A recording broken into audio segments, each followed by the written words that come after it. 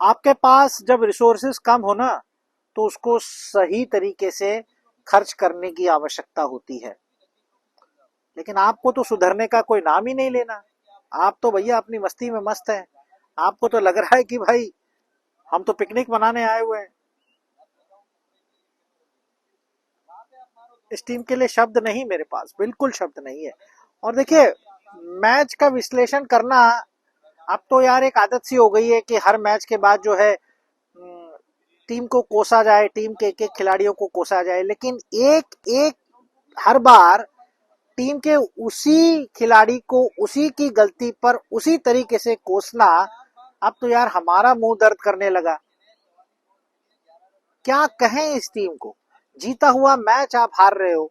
जीता हुआ मतलब जीतने की तो आपकी कोई संभावना नहीं थी। मैं तो ड्रॉ को भी जीत में परिवर्तित करता हूं। अगर आप इस मैच को ड्रॉ भी कर लेते वो भी आपकी जीत थी। आपके हाथ में ये मैच था, लेकिन आपने जो है उसका भी बंटाधार कर दिया। 1 घंटा बाकी था खेल खत्म होने के लिए। उससे पहले ही आपने जो है वो दंडवत प्रणाम ऑस्ट्रेलिया के सामने कर दिए।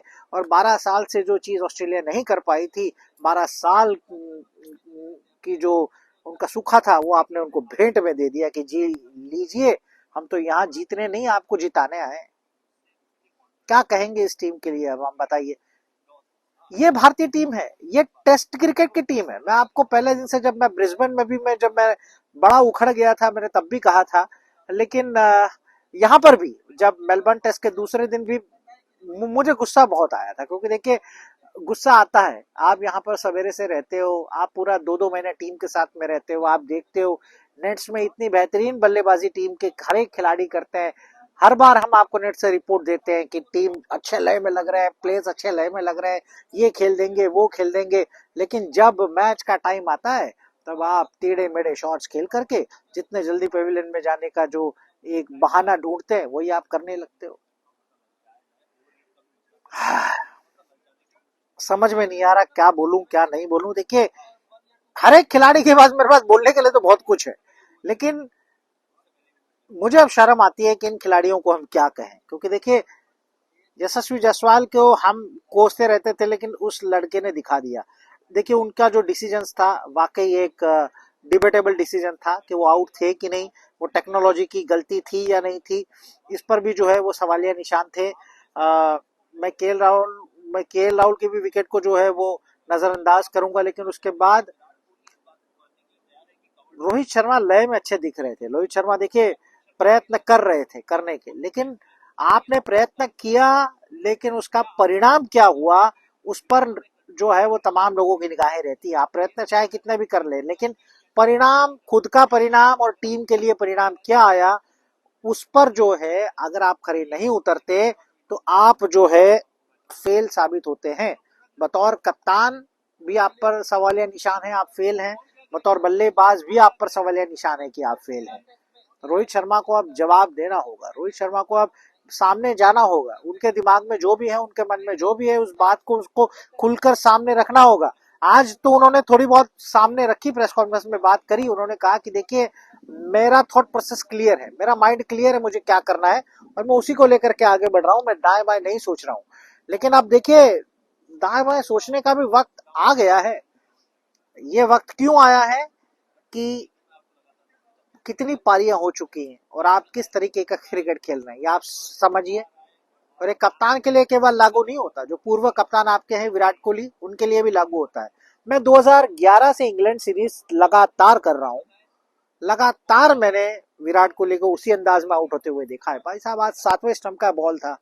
विराट के फैंस को शायद ये पसंद नहीं आएगा, लेकिन देखिए, अगर हम क्रिकेट करते हैं, तमाम हमारी टीम भी अगर स्टूडियो में क्रिकेट डिस्कस करती है, अगर इस बात को अगर वो बोलती है ना, तो उनको कुछ तो नॉलेज है। हम यहाँ पर खड़े हैं, हम यहाँ पर अगर मैच के बारे में अगर कुछ कह रहे हैं, तो कुछ तो नॉलेज हमें भी है। बशर्ते मैदान के अंदर खेलते नहीं है, लेकिन मैदान के बाहर जो चलता है, हमें कुछ तो नॉलेज है। इसी हिसाब से हम ये बातें आपको बता रहे हैं। चौथे स्टंप पर हर्षित राणा को गेंद करने के लिए कहा था विराट कोहली ने कि मुझे यहाँ गेंद डालो, और अच्छी गेंद में नेट्स में अभ्यास भी कर रहे थे। यहाँ तो 7वें स्टंप पर गेंद थी, आप कैसे आउट हो गए? दोनों इनिंग में आप ठीक उसी तरीके से आउट हुए। आपको Stuart Broad, Jamie Anderson England में उसी तरीके से आउट करते थे। हर साल आपको उसी तरीके से आउट किया जब आप गए इंग्लैंड के दौरे पर। आप करना क्या चाहते हैं विराट कोहली, आप कहना क्या चाहते हैं रोहित शर्मा, अपनी बल्लेबाजी से आप क्या करना चाहते हैं? देखिए तमाम ऐसे खिलाड़ी बाहर बैठे हुए हैं जो ढेरों रन करके डोमेस्टिक क्रिकेट से आए हैं। अभिमन्यु ईश्वरन 29 शतक, सरफराज खान ढेरों रन इनके नाम है, ध्रुव जुरेल, किसकी जगह पे आएंगे वो, ऋषभ पंत, मैच के मुजरिम नंबर 3। कैसे आप शॉट खेल सकते हैं? ऐसे आप शॉट खेलेंगे? ऐसा कोई टेस्ट क्रिकेट में शॉट है? और आज भी आप आउट कैसे हो गए? देखिए सुनील गावस्कर साहब जो है वो आपको स्टूपिड स्टूपिड स्टूपिड बोलते हैं, इसका मतलब ये खिलाड़ी है, ये समझदार है, इसको टेस्ट क्रिकेट का नॉलेज है इतना। जब वेस्ट इंडीज की टीम उस 70 के दशक में जब उनके बेहतरीन गेंदबाज होते थे कि उनकी गेंद लग गई तो सीधे आपको वन वे टिकट मिलता था ऊपर जाने के लिए, सुनील गावस्कर ने ऐसे दौर में वेस्ट इंडीज में जाके रन्स मारे और भारत के लिए श्रृंखला जिताई है। और ऐसे खिलाड़ी अगर आपके बारे में कहते हैं ना, तो आपको अपना बस्ता पैक करके सीधे घर चले जाना चाहिए। अगर आप नहीं खेल पाते तो आप ध्रुव जुरैल को खेलने के लिए भेजिए। ध्रुव जुरैल अच्छी बल्लेबाजी कर लेंगे ऋषभ पंत आपसे। आपके नाम के आगे केवल फिनिशर, तेजी से रन बना वाले प्लेयर, ये सारी चीजें जो है वो केवल टेक्स्ट बुक में ही अच्छी लगती है। आपने कुछ किया तो नहीं है इस सीरीज में। ऐसे क्रिकेट नहीं होगा भाई साहब। अगर आप ऐसे क्रिकेट खेलने आ रहे हैं ना तो आप टेस्ट क्रिकेट खेलना छोड़ दीजिए। मैं तमाम टीम को कहूंगा, शुभमन गिल बाहर बैठे हुए थे, नीतीश रेड्डी ने आपकी लाज बचाई है इस श्रृंखला में, अभी सेकंड पोजीशन पे आ गए, कल तक फर्स्ट पोजीशन पे थे। यशस्वी जायसवाल ने आज अच्छी पारी खेल दी ताकि नीतीश रेड्डी जो है नीचे आ गए, लेकिन ऐसे क्रिकेट नहीं खेला जाएगा। जसप्रीत बुमराह अकेले ही गेंदबाजी करते रहेंगे, अकेले वो आपके लिए विकेट निकाल के देंगे? हर बार हम रोज यही डिस्कशन करते हैं। देखिए इस तरीके का क्रिकेट खेलने भारतीय टीम नहीं आई है यहाँ पर। आप 18 में आए थे, आप 20 में आए थे, 21 में आए थे, इस टीम में जुनून था, इस टीम में जोश था।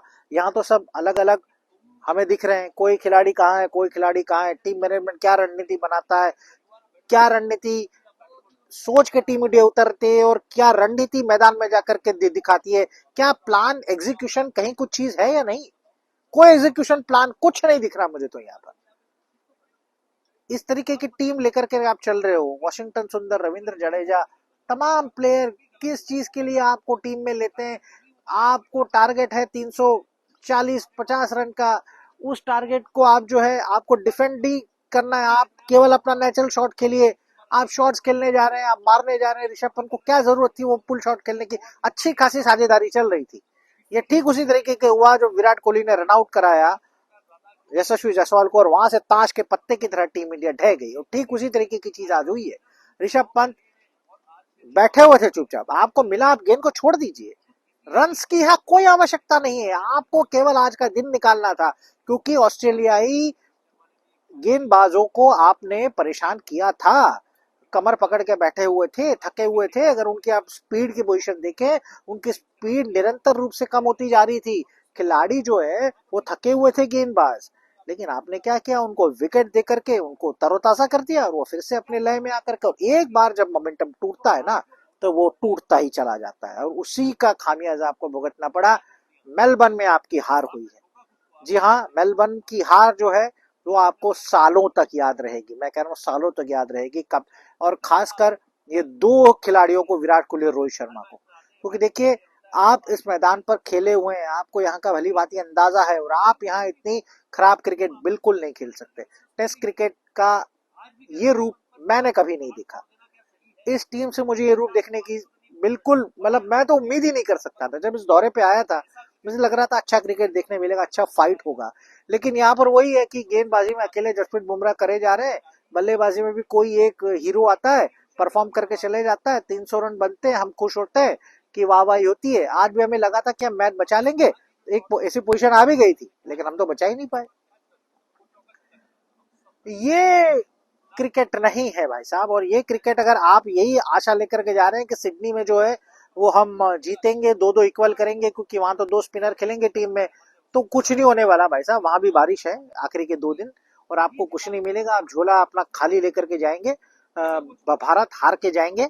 और अभी तक तो कोई रिटायरमेंट की खबर भी नहीं है। मैं तो आपको कहूँ, लोगों को ये लग रहा होगा कि कोई रिटायरमेंट ले लेगा, मुझे नहीं लगता इस टीम में और कोई रिटायरमेंट आएगा। हाँ, आने वाले दिनों में आ सकता है, लेकिन मुझे नहीं लगता यहाँ से कोई आएगा। लेकिन हाँ, दिन ब दिन खराब क्रिकेट जो है इस टीम में बढ़ता जा रहा है, बढ़ता जा रहा है। और ये अगर ये ऐसे ही सिलसिला कायम रहा ना, तो भारतीय टीम का आप जो कह रहे हैं कि नंबर वन में टेस्ट क्रिकेट खेलने का जो सपना है, नंबर वन बनने का, मुझे नहीं लगता कि सपना पूरा होगा। क्योंकि सिंसियरनेस, हम कहें सिंसियरनेस, ताकि मतलब सूझबूझ और समझदारी भरा क्रिकेट तो ये प्लेयर खेलना ही नहीं जानते।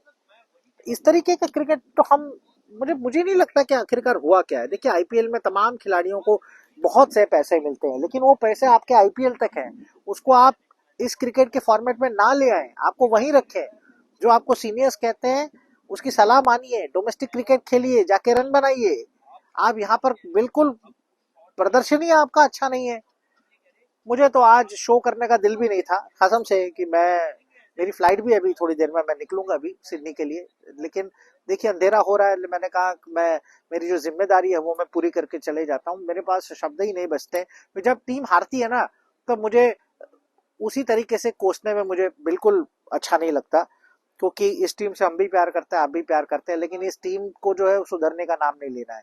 कप्तान नाराज जरूर है, आज उनके चेहरे पे नाराजगी दिख रही थी जरूर, लेकिन एक कब तक आप दिखाएंगे और आप कब तक रहेंगे, ये भी एक हमें समझ में नहीं आता। आप जो खिलाड़ी परफॉर्म नहीं करता उनको बाहर का रास्ता दिखाइए, चाहे वो ऋषभ पंत हो। देखिए, ऐसे जो रास्ता है हाईवे, उनको दिखा दीजिए कि भैया आप जाइए, ये आपकी जगह टीम में नहीं बनती है।